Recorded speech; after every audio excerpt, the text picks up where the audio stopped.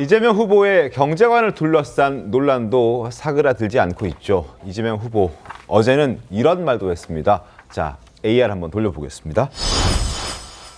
중앙 사면입니다. 돈 더 풀겠다는 이재명. 나라가 빚지면 안 된다? 이건 무식한 소리다. 빚을 져도 된다. 공짜로 나눠줘도 된다. 다른 나라 그렇게 다 한다. 그리고 우리나라 부채 50%라고 하는데 다른 나라 110%다. 그러니까 문제 없다라는 목소리를 냈습니다. 이 부분도 논란이 지금 시작되고 있는 듯합니다. 송 부부님 어떻습니까? 나라의 빚이 문제가 없다. 그리고 그것을 빚이 문제라고 하는 사람들이 무식한 소리다 이렇게 이야기했죠. 네. 그런데 과거에 보면은 문재인 정부에서도 문재인 그 청와대 쪽을 중심으로 해서 여러 가지 뭐 돈을 풀려고 하고 포퓰리즘도 하고 여러 가지 정책들을 하고 또 빚을 내고 그러니까 국가 그 채무가 늘어나도 여러 가지 그 정책을 썼죠. 그때마다 부딪힌 부분이 있습니다. 뭐냐면은 그 정부의 이 경제 파트, 경제부총리나 그때 당시 홍남기 부총리나 이런 쪽에서 굉장히 반대를 했어요. 네네. 이거 재정에 부담이 된다고 이렇게 마구 돈을 이렇게 풀면은 엄청난 부담이 되고 미래 세대에 다 떠안게 된다. 네. 이런 이야기 때문에 청와대와 그 경제부처가 계속 부딪혀 왔습니다. 어느 정부나 막론하고. 그렇다면은 지금 문재인 정부에서 거기에 대해서 반대를 했던 그 부채가 늘어나기 때문에 이 돈을 풀면 안 된다고 반대를 했던 그 경제 관료들이 전부 다 무식한 소리를 한 게 되는 것이죠. 그러면은 만약에 이재명 그 후보가 집권을 하게 되면은 그런 통제 장치 없이 그렇지 않아도 지금 예산 관련 부처를 그 대통령실로 가져간다는 이야기가 있지 않습니까?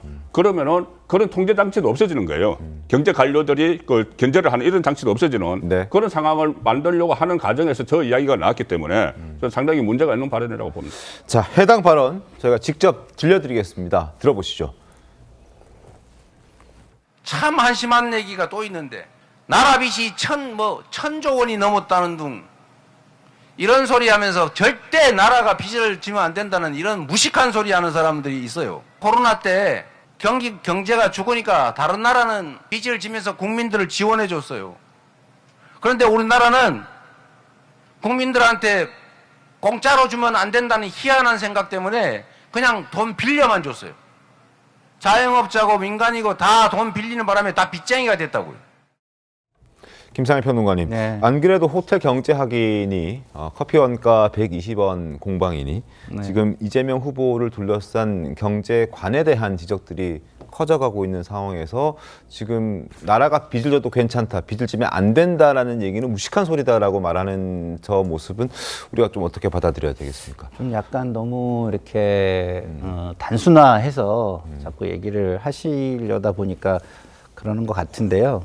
사실은 나라가 빚을 져도 될 때가 있고 지면 안 될 때가 있어요. 그건 뭐냐면 빚을 져도 될 때는 경제 효과가 뛰어날 때예요.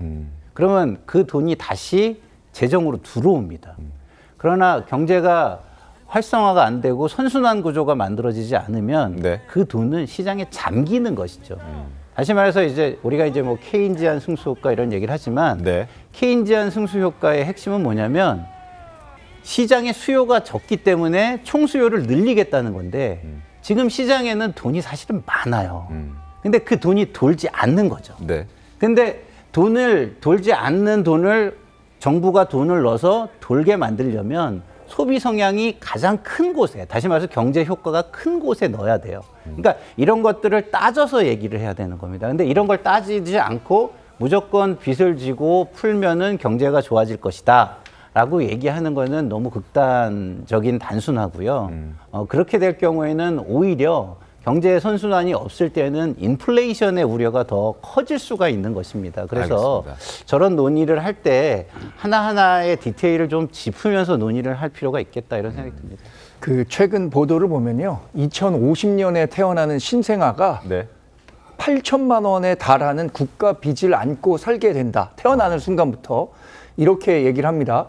우리나라 국가 부채가요, IMF 기준으로 54%인데 이 비기축통화국, 그러니까 뭐 달러라든가 위안화 같은 기축통화국이 아닌 비기축통화국의 평균을 처음으로 넘어서게 돼요. 근데 우리나라 국가 재정은요, 그동안 정말 아끼고 잘 사용했기 때문에 지금의 수준을 유지했던 겁니다.